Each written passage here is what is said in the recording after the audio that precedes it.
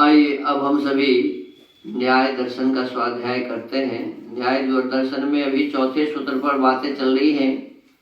सूत्र है इंद्रियार्थ सन्निकर्षोत्पन्नम ज्ञान मव्यपदेश्य मव्यभिचारी व्यवसायात्मकम प्रत्यक्षम। तो इसमें कहा कि पहली बात कि हमारा ज्ञान कैसा होना चाहिए, तो कहा कि अव्यपदेश्य होना चाहिए। क्या है? अव्यपदेश्य यानी किसी भी पदार्थ को जानने के लिए, सब पदार्थ को जानने के लिए शब्द की आवश्यकता नहीं होती। जैसे मीठा कैसा है ये केवल हम अनुभव से ही जान पाएंगे, लेकिन प्रत्यक्ष होगा उसका कोई शब्द नहीं कहा जा सकता कि ये मीठा है। तो जो शब्द से जाना जाता है वो व्यपदेश है, और जो जिसका शब्द नहीं होता लेकिन उसका जो हम इंद्रियों से अनुभव करते हैं ये है अव्यपदेश। फिर दूसरी बात कहा कि अव्यभिचारी। क्या होना चाहिए? अव्यभिचारी। अब अव्यभिचारी क्या है? तो कहते हैं उस प्रत्यक्ष ज्ञान का दूसरा विशेषण है अव्यभिचारी। अन्य पदार्थ में अन्य का ज्ञान हो जाना व्यभिचारी ज्ञान है। जैसे सायंकाल का समय है। क्या समय है? अभी थोड़ा सा प्रकाश है, ज्यादा प्रकाश नहीं है। तो एक देखते हैं कि ऐसे ऐसे ऐसे ऐसे मुड़ा हुआ कोई चीज है, तो मन में हो जाता है अरे सांप। कभी हुआ है आप लोगों को? नहीं हुआ? कोई ऐसे ऐसे मुड़ा हुआ रस्सी है, ऐसे रखा हुआ है इतना बड़ा, और हम जा रहे हैं रास्ते में, अंधेरा जैसे, तो अभी पूरा अंधेरा नहीं है, थोड़ा झुलफुल बोलते हैं ऐसा है, तो हम देखते हैं ऐसे टेढ़ा टेढ़ा रखा हुआ है, तो मन में क्या होता है? अरे ये तो सांप है। ये है माने उल्टा ज्ञान। क्या हो गया? जो चीज नहीं है वैसा ज्ञान हो जाना, इसको कहते हैं व्यभिचारी ज्ञान। उल्टा हुआ नहीं? जब हम उसके बिल्कुल नजदीक में जाते हैं, टॉर्च लेकर के देखते हैं, तो अरे ये तो रस्सी है। ये है अव्यभिचारी ज्ञान। जब बिल्कुल पक्का हो गया कि ये सांप नहीं है, ये तो गलत ज्ञान हो गया था। तो गलत ज्ञान तो क्या कहते हैं? व्यभिचारी ज्ञान। समझ गए? समझ गया कि नहीं?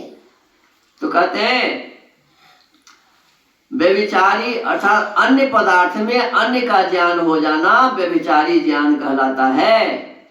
इंद्रियार्थ सन्निकर्ष से उत्पन्न ज्ञान वही प्रत्यक्ष ज्ञान माना जाएगा जो व्यभिचारी न हो। आंख के सन्निकर्ष से भी तो वही ज्ञान हुआ है ना कि ये सांप है, लेकिन वो क्या था? व्यभिचारी था। क्या था? व्यभिचारी था, उल्टा था। तो जब प्रत्यक्ष हो जाए कि नहीं यह सचमुच में सांप ही है, चाहे ये प्रत्यक्ष हो जाए कि ये रस्सी ही है, तो इसका नाम है अव्यभिचारी। सायंकाल झुटपुटा होने पर मार्ग में पड़ी टेढ़ी मेढ़ी रस्सी को देखकर पथिक माने जो चलने वाला है, भय के वातावरण में सांप समझ लेता है। रस्सी को क्या समझ लेता है? यह ज्ञान इंद्रियार्थ सन्निकर्ष से अवश्य होता है। इंद्रिय के और उस वस्तु के संपर्क से ही तो होता है। इंद्रियार्थ सन्निकर्ष से अवश्य होता है, पर उपयुक्त प्रकाश के न होने के कारण और भय की भावना के कारण, दो होते हैं। भय हो गया, उपयुक्त प्रकाश नहीं है और मन में भय है, तो भय भावना के उभरने से रस्सी में सांप का ज्ञान जो हो गया है, इसको क्या कहेंगे? व्यभिचारी ज्ञान। क्या कहेंगे? व्यभिचारी ज्ञान। ऐसा ज्ञान उपयुक्त प्रकाश में भय की आशंका न रहने से नष्ट हो जाता है। जब प्रकाश हो जाए वही टॉर्च आदि लेकर के, तो फिर हम समझ जाएंगे कि ये रस्सी है, सांप नहीं है। तो ये भय जब समाप्त हो गया, पक्का ज्ञान हो गया, तब वहां यह रस्सी है ऐसा अव्यभिचारी ज्ञान प्रत्यक्ष माना जाता है। अब समझ गए कि नहीं? समझ गए? ज्ञान प्रत्यक्ष है, लेकिन यदि वो व्यभिचारी है तो फिर सही ज्ञान नहीं। लेकिन जब वो अव्यभिचारी है अर्थात किसी भी प्रकार की शंका उसमें नहीं रह जाती है, सही सही ज्ञान उसका हो जाता है, तो इसको क्या कहते हैं? अव्यभिचारी ज्ञान। ठीक है, तो आइए आज हम स्वाध्याय के क्रम को यहीं विराम देते हैं।